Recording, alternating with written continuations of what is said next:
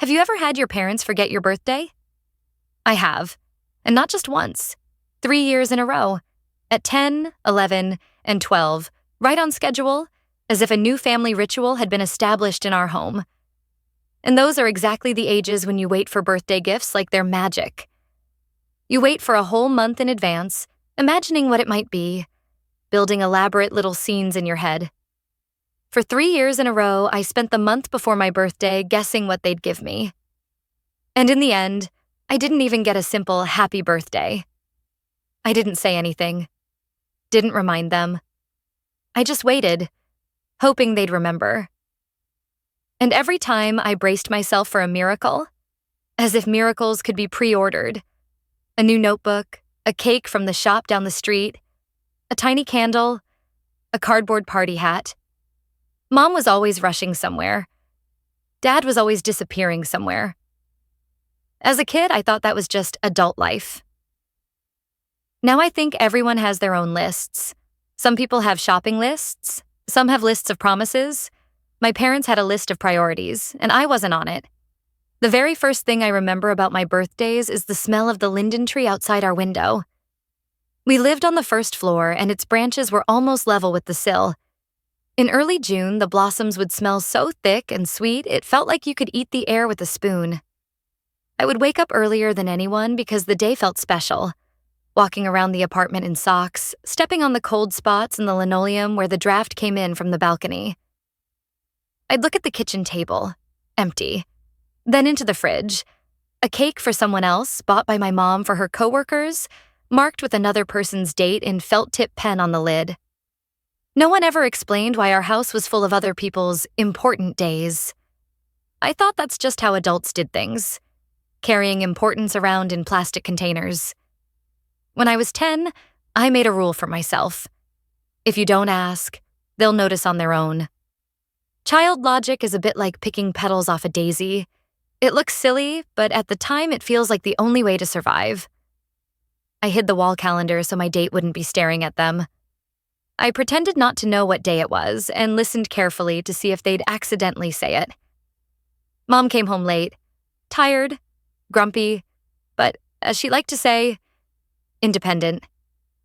Dad came when he came, and that was about the only thing you could say for sure about him. That year, he brought me a pen with some company's logo and tossed it onto the coffee table without looking. Out of politeness, I smiled and said, "Cool," about a pen that barely wrote. And 2 days later, the ink leaked into my pencil case.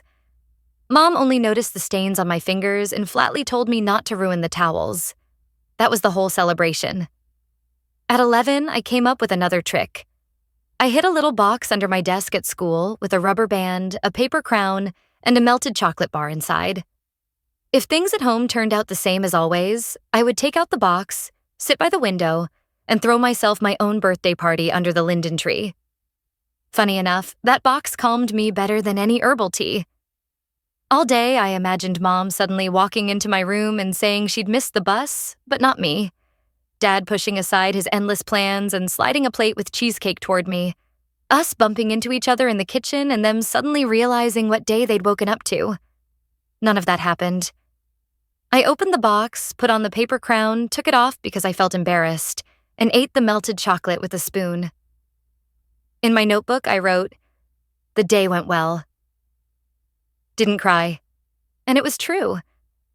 And in that truth, there was more pride than in any birthday candle. When I turned 12, I decided it was time to be an adult. And by adult, I meant having a serious face and knowing how to stack tangerines into a perfect little pyramid on a plate. I bought myself a potato cake from a kiosk, brought it home, and placed it on a saucer just for me. Mom remarked that I should only eat something not too sweet in the evening, and Dad asked where the change was. I made myself tea and decided to act as if everything was going according to plan. Inside me, there was a tiny drum beating an alarm, but I covered it with tape. Once again, no one remembered me. That night, for the first time, I felt not just hurt, but a kind of subtle chill inside. That feeling stayed with me for a long time and taught me to cross the ice of my own life carefully, as if it were thin glass. The climax of my childhood wasn't in a scream, but in silence.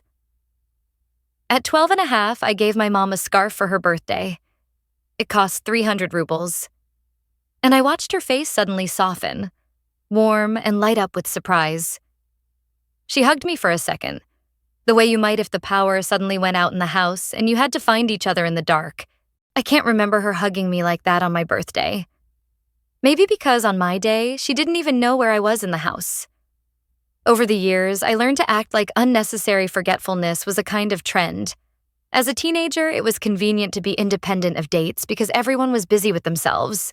Exams, first crushes, other people's parties. I unlearned waiting for gifts and started buying them for myself, as if signing a contract with reality. If I need to be made happy, I'll just do it myself. There was something freeing in that. I didn't sit by the phone, didn't rehearse conversations in my head, didn't search for my mother's gaze when a bottle of wine for someone else's party appeared on the kitchen table, but my candles didn't. I simply stopped marking days. The black marker on the calendar dried out on its own. After school, I moved to another city to study. That's when the adult chapter began. The one where I invented my own rituals without copying anyone else's. At 20, I signed up for kickboxing and pottery. A strange combination for a girl who had no birthday candles in childhood, but somehow it worked perfectly. I learned to punch a bag when panic crept in and to shape clay cups when I needed to piece myself back together. I got my first tattoo. A small heart on my rib, where no one could see it, but where it would remind me that this, after all, was the control center for my flights. Work came quickly. First an internship at a startup, then a proper position. I assembled other people's products from slides and spreadsheets, launched projects where someone promised everyone a new life delivered in 2 clicks. A normal corporate fairy tale with empty meetings and overflowing group chats. In that fairy tale, I was responsible, punctual, and had lists. Huge, elegant, color-coded lists. They held everything: reports, purchases, deadlines, and most importantly, they held my date, hidden from others, but highlighted just for me. In that first year of living on my own, I gave myself a trip to the sea, and standing knee-deep in the water, I whispered to myself that I no longer expected anything from anyone. Sometimes secret vows are better than loud slogans. As for my parents, they never changed. They're like a house that's always been on the corner, only now the facade is more worn, but the windows are the same. Mom still gets tired and still gets offended if you don't applaud her exhaustion. Dad still fills the silence with talk about plans, full of verbs but with very little of me in them. Once a year, I go to visit them. I bring gifts the household might actually need: light bulbs, towels, good salt, a pot I saw on sale. We sit in the kitchen and I listen to their news.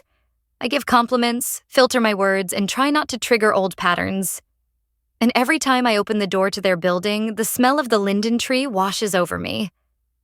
It's grown into me like a scar, and I have no idea where I still find the strength to walk upstairs and ask for nothing. Maybe that's the real boundary of adulthood, not asking from those who can't give. I'm 30 now. I live in another state, in an apartment with big windows and plants that I stubbornly keep alive, even though I'm not the kind of person whose hands bring every branch back to life. I have a good job, a loyalty card for the coffee shop on the corner, a neighbor who bakes muffins and leaves them at my door, and a boyfriend who shows up for every holiday with gifts. He doesn't keep track of my dates just to check them off a list. He really holds them in his mind, like songs you want to hear over and over again. He knows how to delight in a pretty branch with unusual leaves he finds on the street, or in a bottle of white wine we drink on the floor on a Friday because the couch took 3 weeks to arrive. He has his quirks, but they come with gentleness. Once, in the middle of August, he brought me a bouquet of wild grasses and said he'd just thought of me on the way. I put those grasses in a jar and laughed because it was so easy to be surprised by my own happiness. The climax of my adult story happened not long ago. I did something unusual for me. I threw myself a party. I ordered a small cake in advance from a baker who makes frosting that isn't too sweet. I bought new candles, the kind that shimmer inside when you light them. I took the day off, shut down my email, unplugged my phone. I didn't make a guest list or draw up a seating plan. It was a celebration of my quiet, internal victory. The kitchen smelled of basil and chalk because we'd been making notes on a board about the movies we'd watch. He came in with a bag, flowers peeking out, and a small box. We laughed, set the porcelain plates I'd bought on sale on the table, and I lit the candles. And then my mother called. I hadn't planned on talking to them that day, to be honest. I'd planned to talk only to myself and the person sitting across from me. But the phone rang and I answered, because anything you leave unsaid turns into cold water somewhere between your ribs. She asked about some documents, then wondered if I was busy and that she might call later. I told her I could talk for a minute. In my head, the old music from childhood started playing. That little drum I'd once taped over. It beat softly but insistently. She didn't remember. She still lived in her storage room of other people's business. We said goodbye politely, like a cashier and a customer. I put the phone down, realized my hands were shaking, and for a second I wanted to step out onto the balcony. He silently pushed a plate toward me and opened the small box. Inside were delicate gold earrings shaped like drops. I looked at the candles and suddenly realized I wasn't waiting anymore. And that made the air warm and still, like a house without drafts. That was my climax. Not a dramatic scene, but a neat click in the soul when one tab closes and another opens. I didn't tell him about those 3 years, at least not then. I didn't want the night to be remembered by the look on his face reflecting my old hurt. I wanted to remember myself, the 20-minute version of me who knows how to blow out candles without owing anything to the past. To be honest, I wasn't always this confident. There were years when I thought I was just poorly raised and ungrateful. That since my parents fed me, clothed me, I was supposed to stay quiet if told to be quiet. But the truth is, children are not investments with a return. They're not stocks where the cash flow of obligations covers the dividends of warmth. Children are people, and they have dates. For a long time, I didn't let myself call it unfair, because I was afraid of sounding whiny. Only when I admitted, at least to myself, that it had been painful, hurtful, and lonely, did I finally free my hands to hold the spoon that scoops joy. Now everything is steady, wonderfully calm. I visit my parents once a year. It's an old agreement, one I made not with them, but with myself. I go with no expectations, a reserve of patience, and a clear goal, to make sure there's no debt of unsaid words weighing on me. I don't try to fix them. I don't lecture them. I don't look for candles in their kitchen. I have them at home. I listen to my mother talk about the neighbors, to my father talk about the weather. And in that moment, I'm an audience member at a play where I no longer need to step onto the stage. I give them things that make their life a little easier. I take the heavy silences with me and leave apples on the table. I put on the windowsill the thought that everyone has their own ceiling of care, and mine is already much higher. The rest of the time I devote to myself. I've become someone who schedules joy as often as deadlines. I have a calendar where at the end of every week there's a tiny dot, a ritual. It can be anything. Breakfast in a new place, a book without rushing, a run with headphones playing something completely silly. I hug my birthday both in advance and after the fact. I count my little, funny, homely victories, growing basil on the windowsill, riding a bike without falling on the first turn, saying no when I wanted to please someone. I throw myself thin celebrations, the kind where instead of guests, my habits come, the ones that won't betray me. And you know what? It works. About my person. He's not a magician or a savior. He has his own lost dates and gaps in memory. But he notices my little things, and that's respect, not charity. He brings me gifts on holidays, but the main thing he brings is his time. He knows how to be there without giving advice.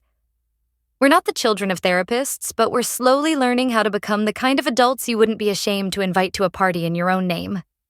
And for those looking for a moral, I didn't ask, didn't remind, I just waited. They didn't remember. Not when I was 10, not 11, not 12. I pretended not to care until one day it became true. Now I live in another state, with a job where I'm valued for what I do, not for how quiet I am. I have someone who brings not only a box to every celebration, but himself. My parents remain in their usual rhythm. I'm in mine. We're like parallel lines. We don't have to intersect to keep existing. We just keep going. And every summer in my city smells of linden blossom. But now that scent means something else. That you can come home and not wait for miracles because you've long known how to make them with your own hands. If it matters to anyone, I don't blame them for every fear I have. They did what they could. And I did what I could. The only difference is I rebuilt my list of priorities and put myself at the very top. Does that sound selfish? I prefer the word care, because when you have grown-up care for yourself, you don't need to catch someone else's happy birthday over the phone to know you exist.